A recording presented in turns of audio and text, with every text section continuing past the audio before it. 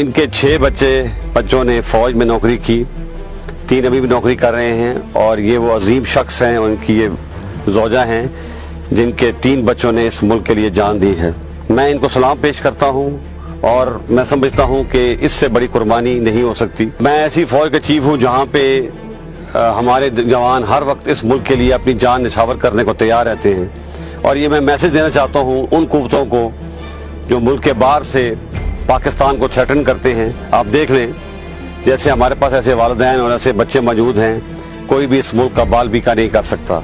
और मुझे फ़ख्र है, मुझे मोहम्मद अली साहब पे, इनकी ज़ौजा पे फ़ख्र है कि जिन्होंने इस मुल्क के लिए 3 बच्चों की कुर्बानी दी और अभी भी ये कहते हैं कि मेरे बाकी बच्चे भी इस मुल्क पे कुर्बान होने के लिए तैयार हैं। तो आफरीन है ऐसे वालिदैन पर और ऐसी वालदा पर, ऐसे वालिद पर जो इस मुल्क के लिए अपना तन मन सब कुछ निछावर करने को तैयार हैं।